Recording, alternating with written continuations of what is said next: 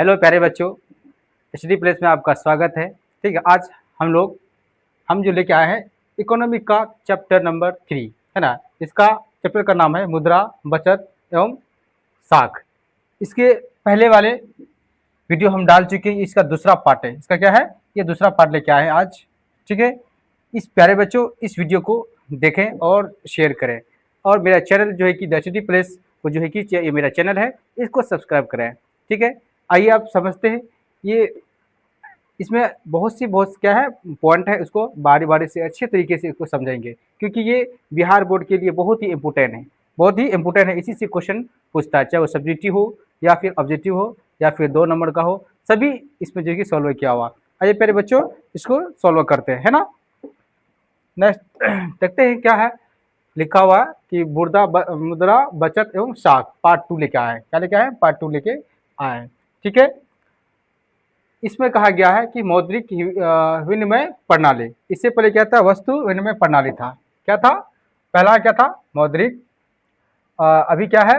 मौद्रिक विनिमय प्रणाली। इससे पहले क्या था? वस्तु विनिमय प्रणाली था। ठीक है, इससे पहले वाली वीडियो में लेके आए थे, ये दूसरी मेरी वीडियो है। ठीक है, जो इसको हम अलग अलग प्रकार से समझेंगे।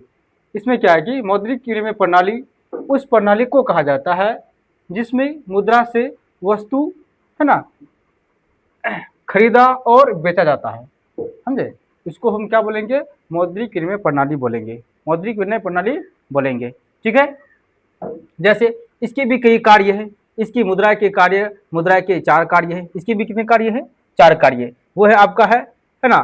पहला है विनिमय का माध्यम, दूसरा है मूल्य का मापक, तीसरा है विलंबित भुगतान, चौथा है मूल्य का संचय।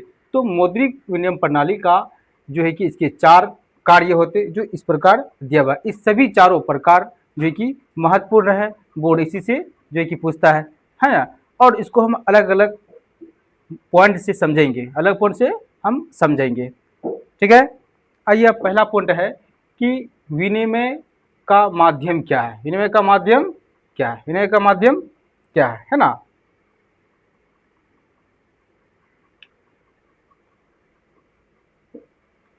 विनिमय का माध्यम क्या है?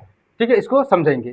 मुद्रा विनिमय का एक माध्यम है जो क्रय तथा विक्रय दोनों ही, है ना, कार्य करती है। अब वस्तु या सेवा, यानी वस्तु या सेवा को भेजकर मुद्रा प्राप्त की जाती है तथा मुद्रा से अपनी जरूरत की अन्य वस्तुएं खरीदी जाती है। उसे हम क्या बोलेंगे?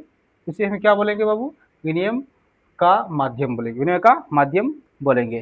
ठीक है, मतलब कहने के अर्थवा एक माध्यम ऐसी होती है जो क्रय विक्रय दोनों एक साथ हो। ठीक है, और वो कार्य करती है।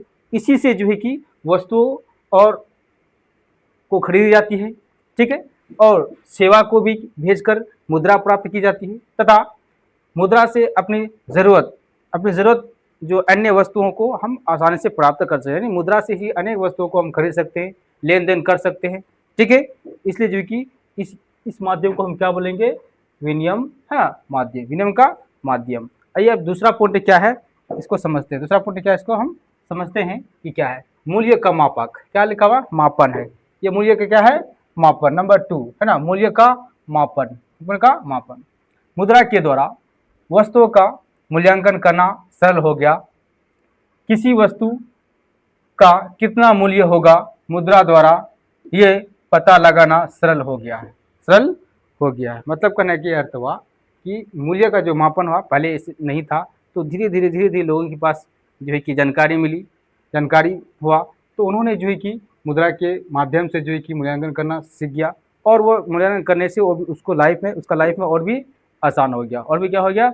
आसान हो गया। तो इसी तरह कहा गया है कि किसी वस्तु या कितना मूल्य होगा वो मुद्रा से ही पता चल जाता है। जैसे मान लीजिए कोई चीज़ का मूल्य जो है कि 40 रुपये है ना, 40 रुपये, और उस व्यक्ति को उस सामान को खरीदना है, तो उसको 40 रुपये बोला तो उसको 40 रुपये देना पड़ेगा। तो उससे ये पता चला है कि मुद्रा से मूल्य का जो है कि मापन हो रहा है, मूल्य का मापन हो रहा है कि फला चीज़ का, फला वस्तु का जो है कि सामान का दाम 40 रुपये है। ठीक है, इससे जो है कि धीरे धीरे हर एक चीज़ों में क्या होने लगी? मूल्य का मापन का पता जो है कि लगाते गया, और आज जो है कि इससे और भी सरल हो रहा है। ठीक है, आइए अब नेक्स्ट पॉइंट पढ़ते हैं, है ना। विलंबित भुगतान, इसको क्या बोलेंगे, विलंबित भुगतान। तीसरा पॉइंट है विलंबित भुगतान। इसमें क्या कहा गया है देखते हैं। इसमें कहा गया है कि आधुनिक समय में, जो अभी जो वर्तमान के समय जो होता है ना, बहुत से कार्य उधार पर होता है। वो क्या होते हैं, उधार पर होता है, जिनका, है ना, भुगतान बाद में करते हैं। क्या करते हैं, बाद में करते हैं या किया जाता है। तो ये मुद्रा के कारण संभव होता है। मुद्रा के कारण क्या होते हैं, संभव होता है। मान लीजिए किसी से आप उधार ले लिए, किसी से क्या आप उधार ले लिए और उसको कुछ दिनों के बाद 10 दिन 15 दिन 20 दिन के लिए उधार ले लिए, फिर उसके बाद जो है कि कुछ दिन के बाद उसको, फिर 15 दिन के बाद उसको रिटर्न जो करते हैं, तो उसी को हम बोलेंगे विलंबित भुगतान। विलंबित भुगतान, मान लीजिए किसी के पास, आपके पास रुपया नहीं है और सामान की जरूरत पड़ गई, सामान की जरूरत पड़ गई, तो आपको तो सामान की जरूरत है तो लेना पड़ेगा। तो उस वक्त, उस स्थिति में आपको क्या करना पड़ेगा, विलंबित भुगतान के तहत उस व्यक्ति से आपको सामान उधार लेना पड़ेगा, उधार लेना पड़ेगा।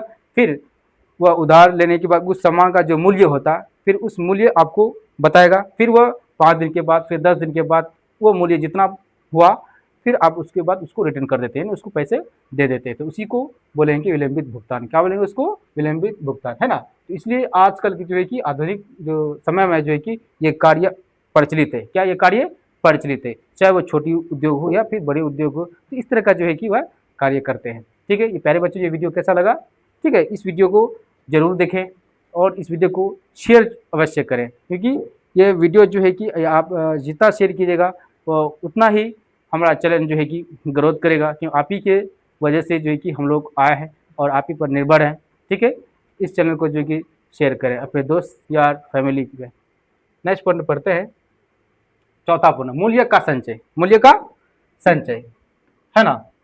मनुष्य के वर्तमान आवश्यकताओं के साथ साथ, है ना, भविष्य की आवश्यकता भी, है ना, महत्वपूर्ण होती है। मनुष्य की आवश्यकताओं के कुछ बचत बचा कर, है ना, रखना चाहता है।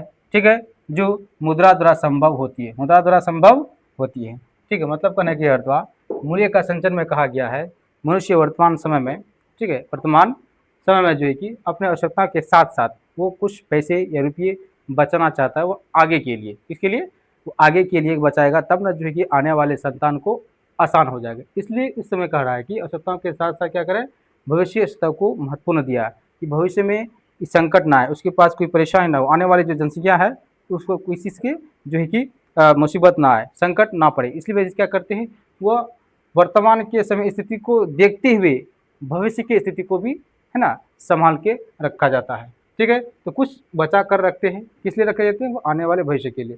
तो मुद्रा द्वारा संभव होती है। इससे क्या होता है, मुद्रा द्वारा संभव होती है। मुद्रा के माध्यम से आप जमीन खरीद सकते हैं, सोना चांदी खरीद के रख सकते हैं।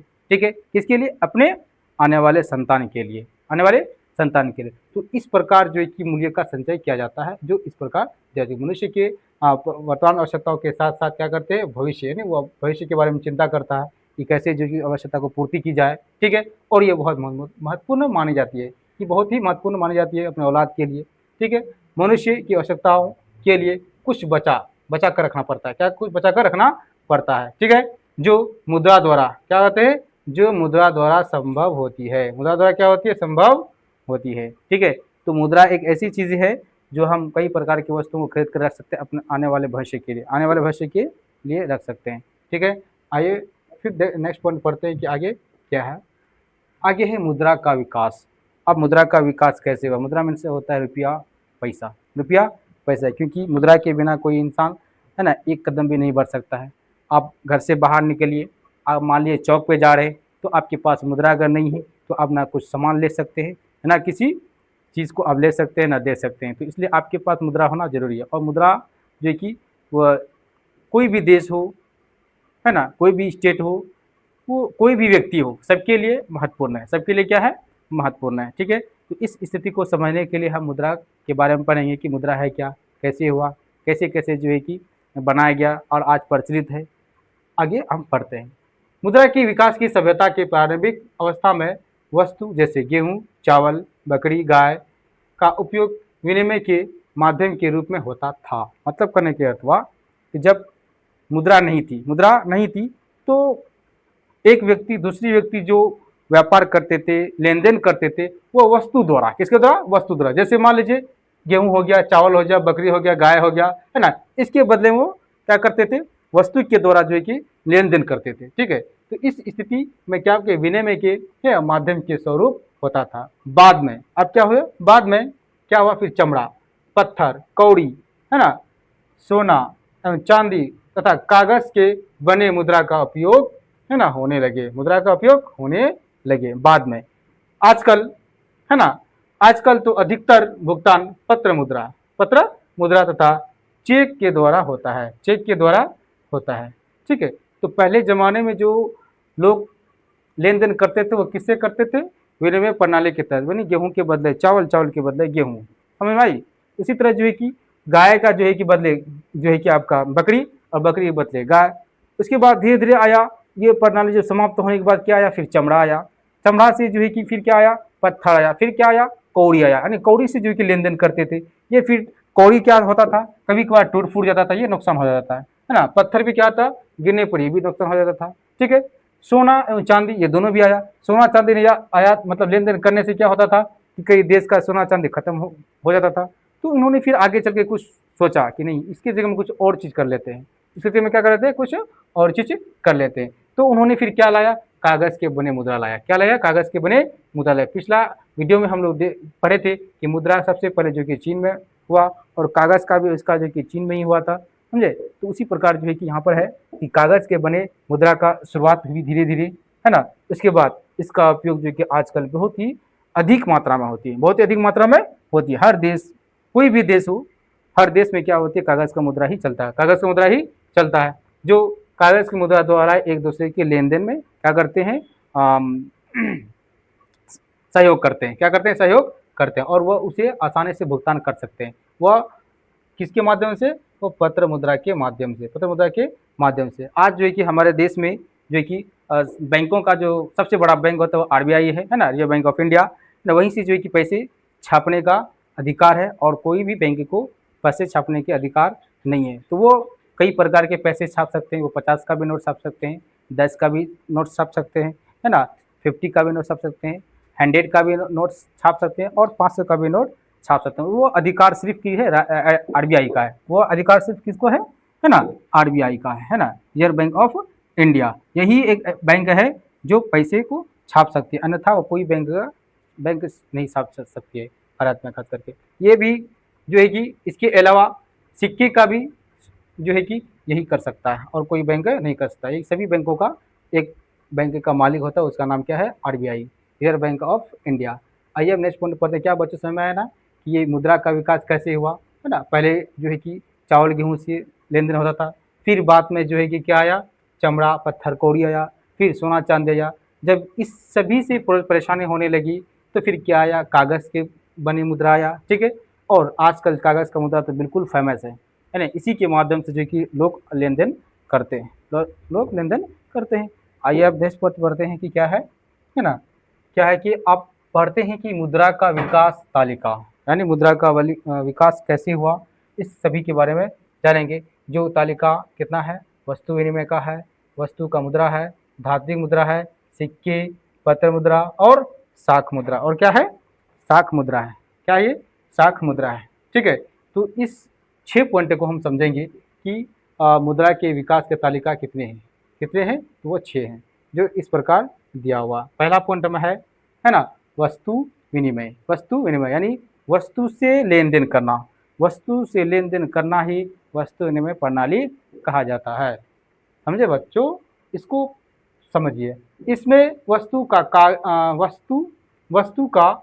से लेन देन, वस्तु से लेन देन होता था, समझे। उसी को हम क्या बोलेंगे, वस्तु विनिमय बोलेंगे। यानी वस्तु को जो है कि वस्तु से वस्तु, यानी चीज़ों के बदले चीज़ देना है, क्या बोलेंगे, वस्तु विनिमय प्रणाली कहेंगे। ठीक है, आइए नेक्स्ट पढ़ते हैं कि वस्तु मुद्रा, वस्तु मुद्रा क्या, नहीं वस्तु को मुद्रा समझना, वस्तु का क्या समझना, मुद्रा। जैसे मान लीजिए अभी रुपये, 50 रुपये की नोट, 10 रुपये की नोट होती है ना, सिक्के होती है। तो अभी इस मुद्रा प्रचलित था, तो यह चीज़ पहले यानी प्राचीन काल में ये चीज़ नहीं था, ये चीज़ नहीं था। तो लोग क्या करते थे, वस्तु को ही अपना मुद्रा समझ लेते थे, यही मेरा मुद्रा है, इसी से हम लेन देन करेंगे। तो इसीलिए कहा गया है कि प्रारंभिक काल में किसी एक वस्तु को मुद्रा, है ना, ये कार्य संपन्न करने के लिए चुना गया था। संपन्न करने के लिए क्या गया था? चुना गया था। ठीक है। अब देखिए उसी में क्या क्या क्या क्या कहा गया कि शिकारी युग, उसी में क्या आ गया? शिकारी युग आ गया, है ना। जो खाल या चमड़ा होता था, खाल या चमड़ा यानी शिकार करके जो है कि कोई भी जानवर का मांस खा लेते थे, उसके जो चमड़ा होते थे वो मुद्रा के रूप में इस्तेमाल होते थे, उस इस्तेमाल करते थे। जो इसलिए कहा गया है कि शिकारी युग, इसको क्या कहा गया है? शिकारी युग कहा गया है ना। उसका खाल को और चमड़े को बेच कर जो कि अपना मुद्रा के रूप में इस्तेमाल किया जाता था। उसी आगे पशुपालन, क्या बोलेंगे इसका? पशुपालन। पशुपालन में भी कोई पशु जैसे गाय हो गया, बकरी हो गया, हाँ बकरी हो गया, इस सभी का वस्तु से जो है कि वह मुद्रा के रूप में इस्तेमाल करते थे। उसी प्रकार कृषि युग में भी कोई अनाज, है ना, जैसे कपास, गेहूं आदि को मुद्रा का कार्य संपन्न करने के लिए चुना गया था, है ना, तथा इन्हें मुद्रा के रूप में प्रयोग किया गया था। इन्हें मुद्रा के रूप में क्या कहते हैं? किसको किया गया था? इसको इसको और इसको कपास और गेहूं को। ठीक है। तो इस प्रकार जो है कि हाँ वस्तु मुद्रा जो है कि कहा गया है। वस्तु मुद्रा जो है कि उस समय जो है कि वस्तु को ही मुद्रा के रूप में इस्तेमाल होता था, जो शिकार करके या फिर पशुपालन करके या फिर कृषि करके, ये तीनों प्रकार के माध्यम से वह जो भी अनाज होते थे, जो भी चीज़ पालते थे, वह एक मुद्रा के रूप में इस्तेमाल करते थे। किसके रूप में इस्तेमाल करते थे? मुद्रा के रूप में इस्तेमाल करते थे, है ना। तो आइए तीसरा पॉइंट में है कि तीसरा क्या है कि धात्विक मुद्रा। क्या बोलेंगे? धात्विक। पहले तो आप या है ना, पहले पढ़े थे आप वस्तु, उसके बाद आया वस्तु मुद्रा, है नी। वस्तु को मुद्रा समझ जाना, है ना, जैसे गाय को मुद्रा समझ गया, बकरी को मुद्रा समझ गया, कपास गेहूं को क्या होगा? मुद्रा समझा। तो अब उसके बाद जो आया धात्विक मुद्रा, क्या आया? उसके बाद क्या आया? धात्विक मुद्रा, यानी जो धातु से बना हुआ हो, जो धातु से बना हुआ हो। तो वस्तु मुद्रा द्वारा विनिमय करने में अनेक कठिनाइयों का सामना करना, है ना, पड़ता था। अब धातुओं का प्रयोग मुद्रा के रूप में होने लगा और मुद्रा जो पीतल, है ना, पीतल और तांबा इत्यादि धातुओं से बना होता है और उसे धात्विक मुद्रा कहते हैं। उसे क्या कहेंगे? धात्विक मुद्रा कहेंगे। असमाई भाई, तो ऐसी मुद्रा किससे बना होता है? जो धातुओं से बना होता है। तो वह कैसा? या तो लोहा का होगा, या फिर स्टील का होगा, या फिर पीतल का होगा, या फिर तांबा का होगा। तो उसको हम क्या बोलेंगे? धात्विक मुद्रा बोलेंगे। बात समझ आएगी? तो इस प्रकार के जो है कि धात्विक मुद्रा जो है कि ना कठिनाइयों का सामना करना पड़ा था और वह धीरे धीरे इस चीज़ में भी बढ़ोतरी होने लगा और वह फिर किसका छापने लगा? सिक्के छापने लगा। किसके? स्टील के और तांबा के और कांसा के जो है कि रुपया सिक्के छापने लगे। आइए अब नेक्स्ट पॉइंट पढ़ते हैं कि क्या है। अब सिक्के का धातु, सिक्के धातु मुद्रा समझे? मतलब जो है कि इससे पहले था धात्विक मुद्रा। धात्विक मुद्रा में क्या आ जाएगा? पीतल और तांबा इत्यादि धातुओं से बने होते थे, समझे। उसके बाद में आया, है ना, सिक्के। बाद में क्या हुआ? वो भी सिक्के थे, ये भी सिक्के था, समझे। लेकिन वह सिक्का अलग था, ये सिक्का अलग था। वह सिक्का ऐसा था जो एक राजा के पास अगर होता था तो दूसरे राजा के पास वह सिक्का नहीं चलता था। जिस राज्य में जिस राजा हुआ करते थे, वह राज्य का सिक्का होना चाहिए। अन्यथा अगर उसके पास उस राज्य का सिक्का नहीं है तो दूसरे राज्य आप नहीं जा सकते हैं। ठीक है। तो इस स्थिति में अगर उस व्यक्ति को अगर पकड़ लिया जाता तो उसको दंडित दिया जाता था, समझे। तो उसमें इस तरह का चलता था, लेकिन इससे व्यापार करने में काफ़ी कठिनाइयों का सामना करना पड़ता था। तो ये प्रचलित, ये जो चर्चाएं थी, ये खत्म हुआ। जब खत्म होने के बाद फिर क्या आया? सिक्के आया। क्या आया? सिक्का। ये भी धातु से बना होता था, है ना। तो धातु मुद्रा के प्रयोग में भी धीरे धीरे, है ना, कुछ कठिनाइयाँ आने लगी। इस कठिनाइयों के द्वारा इस कठिनाइयों को दूर करने के लिए, है ना, दूर करने के लिए सिक्के का प्रयोग किया। किसका किया? सिक्के का प्रयोग किया। ठीक है। और जिसमें सोने, चांदी, तांबा, स्टील का बना होता था। किसका बना होता था? है ना, सोने, चांदी, तांबा और स्टील का बना होता था। जो वस्तु, है ना, जो देश की सार्वभौमिक सरकार की मोहर से चलित होता है, उसे ही सिक्का कहते हैं। उसे क्या कहेंगे? सिक्का कहते हैं। यानी वैसे सिक्का जो देश के सरकार की मोहर लगी हुई हो, है ना, उसका कुछ जो है कि राष्ट्रीय चिन्ह हो, तब जो है कि वो पैसा का मान्य होगा, अन्यथा उस पैसे में अगर जो है कि राशि नहीं है तो वो पैसा का कोई मान्य नहीं होगा। तो अभी भी जो सिक्के छप रहे हैं वो सोने के भी हो सकते हैं, चांदी के हो सकते हैं, तांबा के हो सकते हैं और स्टील का भी हो सकते हैं। ज़्यादातर तो इस्तेमाल स्टील और किसका होता है, कांसा और तांबा का होता है, कांसा और तांबा का होता है। ठीक है, ये आज बहुत ही फेमस है और ये सिक्का आप भारत के कोई राज्य में जाइए आप इस्तेमाल कर सकते हैं। लेकिन इससे पहले वाला जो सिक्का था वह निर्धारित था कि एक ही राज्य में आप रख करके वही पैसे वैसे एक ही राज्य में आप इस्तेमाल कर सकते हैं, दूसरे राज्य में इस्तेमाल नहीं कर सकते हैं। लेकिन आजकल का जो है अभी जो है भारत आज़ाद होने के बाद जो स्थिति को बदलाव किया, जो सिक्के छपने के बाद तो भारत के कोई राज्य में जो है कि वो सिक्के से सिक्का लेकर के आप इस्तेमाल कर सकते हैं, दुकान जा सकते हैं और सामान वगैरह वस्तु ऐसा आप खरीद सकते हैं। ठीक है, नेक्स्ट वन पढ़ते हैं क्या है। नेक्स्ट में क्या है, पत्र मुद्रा, है ना, पत्र मुद्रा यानी जो पैसे जो एक कागज से छपे हो, कैसे छपे हो, कागज से छपे हो, इसको हम क्या बोलेंगे, पत्र मुद्रा बोलेंगे, है ना। सिक्का मुद्रा में भी कुछ दोष थे यानी कुछ दिक्कतें थी, है ना। इन्हें एक स्थान से दूसरे स्थान में ना ले जाने के लिए कठिनाई होती थी, इसलिए पत्र मुद्रा का प्रचलन हुआ, है ना। यानी यहाँ पे है क्या, सिक्का मुद्रा में भी कुछ दोष तो नहीं है, दोष थे यानी दिक्कतें थी। तो उन्हें जो है कि एक जगह दूसरी जगह लेके जाने में काफ़ी दिक्कत होती थी। जैसे मान लीजिए आप 5,000 का जो है कि सिक्का लीजिए तो उसको बोरी में लेकर जाना पड़ेगा और बोरी में जो डालिएगा तो पूरा वजन हो जाएगा, फिर लेके आने जाने में काफ़ी दिक्कत होता था।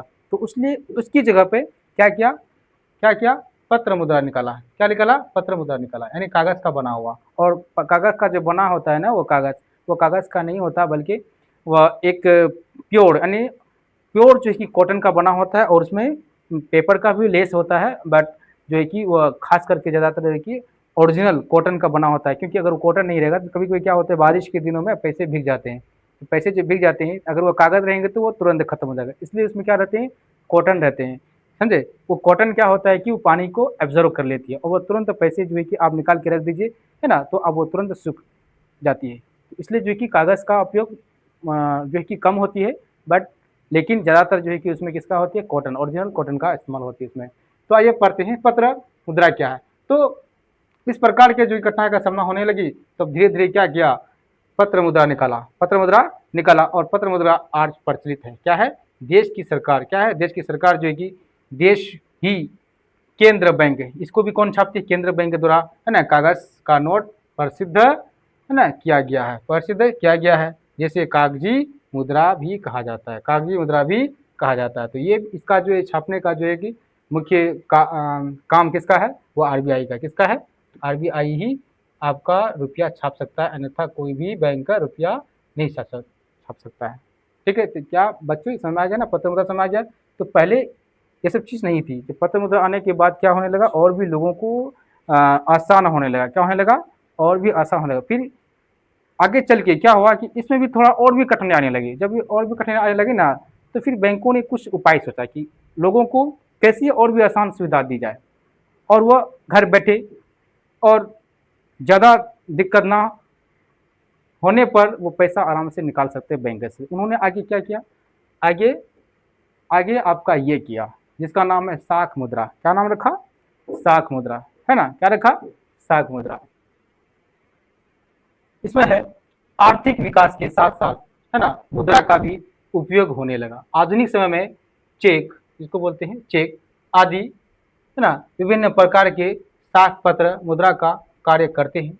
इनको साख मुद्रा कहा जाता है, इसको साख मुद्रा कहा जाता है। ये अंतर्राष्ट्रीय लेन देन, है ना, अधिकांश रूप में साख मुद्रा द्वारा ही होता है तथा देश के व्यापार में भी, है ना, धातु या पत्र मुद्रा की अपेक्षा चेकबुक, है ना, पत्रों का अधिक उपयोग होता है। जैसे मान लीजिए आप जो है कि 1 करोड़ का या 1 लाख का सामान लिए, है ना, 10 करोड़ का सामान लिए, ठीक है, आप कोई व्यापार करना है तो आपको कैश नहीं चाहिए, आपको कैश नहीं देगा, क्या करेगा, आपको क्या बोलते हैं, उस चेक दे देगा और उस चेक में उस व्यक्ति का जो है कि सिग्नेचर होगा। आप बैंक जाइए, फिर जो है कि आप वहाँ से पैसे प्रोवाइड आपको बैंक करेगी, आप फिर उसका इस्तेमाल कर सकते हैं। तो उसको इस तरह से माध्यम से जो करने लगा तो लोगों को और भी आसान होने लगा। इसके साथ इसके आसान और भी कर दिया गया, जैसे मान लीजिए एटीएम हो गया, पेटीएम आए तो गूगल पे, फ़ोन पे एकदम घर बैठे-बैठे जो कि तुरंत पेमेंट कर देते हैं, समझे? तो पेमेंट के साथ-साथ क्या करते हैं, किसी वस्तु का सामान लिया आप, कहीं कोई सामान लिए, वस्तु लिए, तो वहाँ पे जो है कि आप ऑनलाइन के माध्यम से पेमेंट कर सकते हैं, चाहे गूगल पे हो, फ़ोन पे हो, पेटीएम हो, अदरवाइज़ एटीएम है आपके पास है तो एटीएम से रुपया आप निकाल सकते हैं, ठीक है? तो इस प्रकार से जो है कि शाख मुद्रा का शाख मुद्रा आने से जो है कि क्या हुआ, लोगों को काफ़ी लेन-देन करने में आसान हुआ। लेन-देन करने में क्या हुआ? आसान हुआ, ठीक है? आइए अब आते हैं एटीएम। आप क्या बोलेंगे इसको? एटीएम, है ना? ठीक है? इसको लोगों ने अच्छे तरीके से इस्तेमाल किया और ये चीज़ जो है कि आने के बाद लोगों को और भी आसान हो गया। पैसे निकालने में क्या हो गया, और भी आसान हो गया। वही चीज़ कह रहा है एटीएम एक इलेक्ट्रॉनिक मशीन है। क्या ये? इलेक्ट्रॉनिक मशीन है जिसकी पूरा नाम है ना स्वचालित टेलर मशीन है, जिसको बोलते हैं एटीएम यानी ऑटोमेटेड टेलर मशीन होता है, जिसके द्वारा ग्राहक 24 घंटा पैसे निकाल सकते हैं। कितना घंटा? 24 घंटा। बैंक का क्या है कि आप निर्धारित समय पे आप पैसा निकाल सकते हैं, लेकिन एटीएम क्या है कि 24 आवर जो है कि ओपन रहती है, आप जाकर के किसी समय जो आप पैसा निकाल सकते हैं या जमा भी कर सकते हैं, निकाल भी सकते हैं और जमा भी कर सकते हैं। ये अपनी सेवाएं 24 घंटा प्रदान करती है। कौन करती है? एटीएम। एटीएम का कहना है कि हम 24 घंटा आपके लिए सहयोग के लिए एकदम सतर्क हैं, आप जब हो तब आप से रुपया निकाल सकते हैं, ठीक है? तो इसको हम क्या बोलेंगे? एटीएम बोलेंगे। अब देखिए जो एटीएम में डालने वाला जो कार्ड होता है ना, जो कार्ड होते हैं, ठीक है, वह जो है कि क्या बोलते हैं उसको, क्या बोलते हैं उसको ही एटीएम बोलते हैं। उसे क्या बोलते हैं? एटीएम। वो किसका बना होता है? प्लास्टिक का बना होता है, ठीक है। आजकल प्लास्टिक मुद्रा का प्रचलन जोरों से है। जो प्लास्टिक मुद्रा में एटीएम कार्ड, डेबिट कार्ड तथा क्रेडिट कार्ड प्रसिद्ध है, इसीलिए इसको क्या कहा गया है? Plastic card. इसको प्लास्टिक कार्ड कहा गया है ना? डेबिट कार्ड को और तथा क्रेडिट कार्ड को, ये सभी तीनों कार्ड को हम क्या बोलेंगे? प्लास्टिक मुद्रा बोलेंगे, प्लास्टिक मुद्रा बोलेंगे, ठीक है। प्लास्टिक मुद्रा, आजकल प्लास्टिक मुद्रा का प्रचलन जोरों से है, बिल्कुल शोर से है, क्योंकि एटीएम जब दे दिया तो उसके निकालने के लिए क्या चाहिए? एटीएम चाहिए ना जी, चाहिए और डेबिट कार्ड भी चाहिए और क्रेडिट कार्ड भी चाहिए, ताकि आप पैसा निकाल सकते हैं। तो आप पैसा नहीं निकाल सकते हैं, पैसा नहीं निकाल सकते हैं। नेक्स्ट पॉइंट है ना, तो सेम है ये, तो सेम। आइए लास्ट पॉइंट है ना, बचत क्या है? बचत क्या है? आप तो पैसा कमा लिए और खर्च भी कर लिए, और कैसे खर्च करना वो भी आप देख लिए। एटीएम से हो, पेटीएम से हो, क्रेडिट कार्ड से हो, या बैंक हो, चेक बुक हो, आपको कैसे बचाना है, कैसे खर्चा करना है, आपने सब चीज़ देख लिया। अब लास्ट में क्या आया है बाबू? बचत क्या है? बचत क्या है? आय तथा उपयोग का अंतर है ना, बचत कहलाता है। आय तथा उपयोग का अंतर, बचत को क्या करेंगे? बचत कहलाएंगे। क्या करेंगे? बचत कहलाएंगे। जैसे मान लें आप कितना रुपया कमाते हैं, है ना, आप 500 रुपये कमाते हैं। आप सोचिए कि ज़्यादा से ज़्यादा मेरा पर डे, है ना, पर डे आप अगर 500 रुपये कमाते हैं, आप सोचिए मेरा पर डे से पर डे, है ना, कम से कम जो है कि 250 रुपये जो है कि बचे, है ना, किसके लिए? ये पैसे जो ऐड होगा, धीरे धीरे क्या होगा, ये पैसे ऐड जो होंगे तो आपको आगे काम देगा। आगे क्या करेगा? काम देगा। तो कोई भी व्यक्ति अपने जीवन को बिताने के लिए कुछ बैंक बैलेंस बनाते हैं। वो किसके द्वारा? जो जितना पैसा कमाया तो वो सोचता है कि उसका 50% हम क्या करें? जमा करके रखें। उस स्थिति को हम क्या बोलेंगे? बचत बोलेंगे। क्या बोलेंगे? बचत कहलाएंगे, समझे। तो इसके कई प्रकार हैं। जैसे मुख्य रूप से इसके 2 प्रकार हो सकते हैं, नगद फसल तो नकद बचत, दूसरा है क्या है? वस्तु संचय, है ना।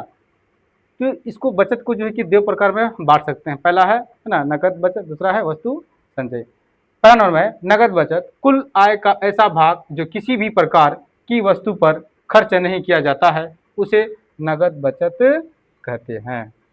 उसे नकद बचत कहते हैं। मतलब कहने का अर्थ हुआ कुल आय का ऐसा भाग जो किसी भी प्रकार की वस्तु पर खर्च नहीं किया जाता। जैसे मान लीजिए अभी आप लोग को बताएं, 500 रुपये आप पर डे कमाते हैं, आप 250 रुपये बचा लिए। हम सोच लिए कि ये पैसा हमको किसी भी रूप में खर्च नहीं करना है, किसी भी रूप में खर्च नहीं करना है, कितनों भी ज़रूरत हो ये खर्च नहीं करना, उसी को हम क्या बोलेंगे?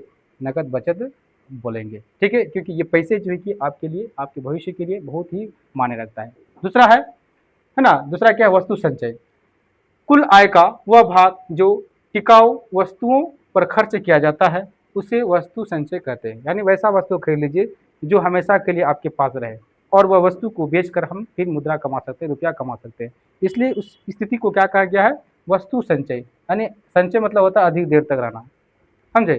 तो कुल आय का वह भाग जो टिकाऊ वस्तुओं पर खर्च किया जाता है उसे वस्तु संचय कहा जाता है। क्या प्यारे बच्चों ये वीडियो कैसा लगा? ठीक है, अगर अच्छा लगा तो इस वीडियो को शेयर करें और जो है कि है ना कमेंट करें और वीडियो को लाइक करें। प्यारे बच्चों ये मेरा YouTube channel the study place को आप अवश्य जो है कि सब्सक्राइब करें। जय हिंद, जय भारत।